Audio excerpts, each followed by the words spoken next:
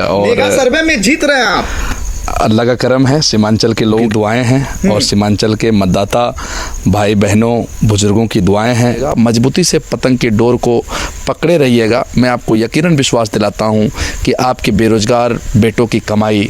पोठिया में आपको बड़ी जिम्मेदारी दी गई थी, पोठिया में वोट परसेंटेज बढ़ा है इस बार एमआईएम का, आपका मेहनत रंग लाया। देखिए, मैं तो बड़ा दावा नहीं करूंगा, लेकिन मैं मिनिमम आपको बता सकता हूं। लेकिन मैं जितना ज़रूर कहूंगा कि किशनगंज की आवाम कह रही है कि अख्तरुल ईमान हमारे बच्चों के लिए, हमारे बुजुर्ग माँ बाप के लिए एक अच्छा शख्स साबित होगा। नमस्कार, आप देख रहे हैं द इंडिया टीवी और मैं हूं आपके साथ सद्दाम करीमी। मेगा सर्वे आ रहा है जिसमें किशनगंज लोकसभा सीट को लेकर एमआईएम की पूरी लहर चल रही है और सर्वे में साफ तौर पर एमआईएम की जीत हो रही है। इसी मुद्दे पर बारीकी से बातचीत करने के लिए सीमांचल के बड़े दिग्गज नेता, कद्दावर नेता रहमत अली साहब है, जो अररिया से जिला अध्यक्ष भी है, उनसे बातचीत करेंगे।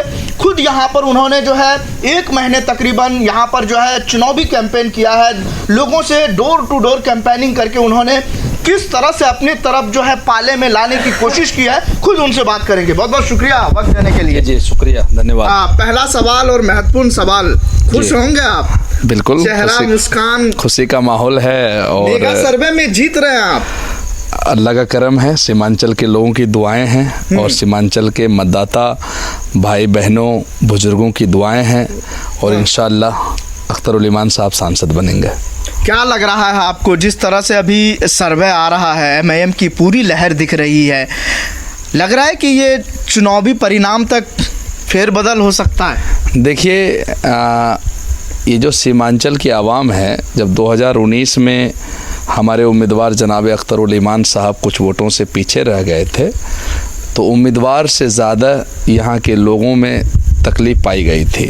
यहाँ के लोग सदमे में थे, यहाँ के लोगों में उदासी आई थी और यहाँ के लोगों ने महसूस किया था कि हमने एक बेहतर उम्मीदवार को नहीं जिता पाया। इस बार यहाँ की जनता ने एकजुट होकर मतदान करने का निर्णय लिया है और इंशाअल्लाह इसी का नतीजा है कि आपको सर्वे में ऑल इंडिया मजलिस इत्तेहादुल मुस्लिमीन अख्तरुल ईमान जीतती हुई। विपक्ष कह रही है ये मीडिया का मैनेजमेंट है। देखिए, विपक्ष क्या कह रही है वो तो मुझे नहीं पता, लेकिन मैं जितना ज़रूर कहूँगा कि किशनगंज की आवाम कह रही है कि अख्तरुल ईमान हमारे बच्चों के लिए, हमारे बुजुर्ग माँ बाप के लिए एक अच्छा शख्स साबित होगा और बहुत ही होनहार सांसद मिलेगा हमको, किशनगंज की आवाम कह रही है। वोटिंग से ठीक पहले हम लोग इस वक्त रात में इंटरव्यू रिकॉर्ड कर रहे हैं और इस वक्त वो मेगा सर्वे आना अपने आप में एक बड़ा सवाल उठ रहा है।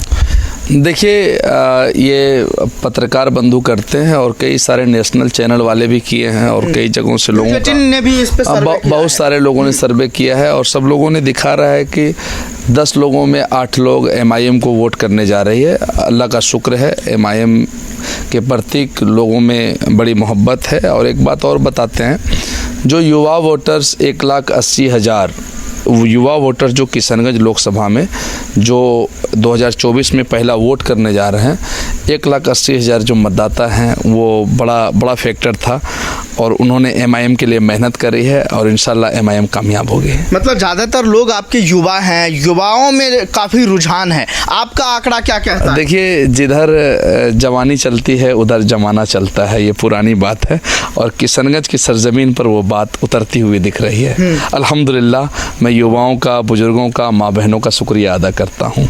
पोठिया में आपको बड़ी जिम्मेदारी दी गई थी, पोठिया में वोट परसेंटेज बढ़ा है इस बार एमआईएम का, आपका मेहनत रंग लाया। देखिए, मैं तो बड़ा दावा नहीं करूँगा, लेकिन मैं मिनिमम आपको बता सकता हूँ कि पोठिया जो प्रखंड है और ये किशनगंज विधानसभा में आता है और किशनगंज विधानसभा में हमारी पार्टी 60 से 70% वोट हासिल करेगी इंशाल्लाह।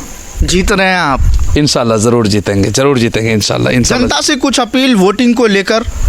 देखिए, जनता को हम यही कहेंगे कि अफवाहों से सावधान रहनी है, क्योंकि जब भी कोई मजलूमों की जमात आगे बढ़ती है, जब भी गरीबों की क़यादत खड़ी होती है और ख़ास करके उस वर्ग का जो वर्ग बरसों से अपेक्षित रहा है, बरसों से पीछे रहा है और बरसों से इसे राजनीतिक साजिश के तहत पीछे रखा गया है, जब भी उसकी लीडरशिप खड़ी होने लगती है तो कहीं ना कहीं बड़ी साजिश होती है।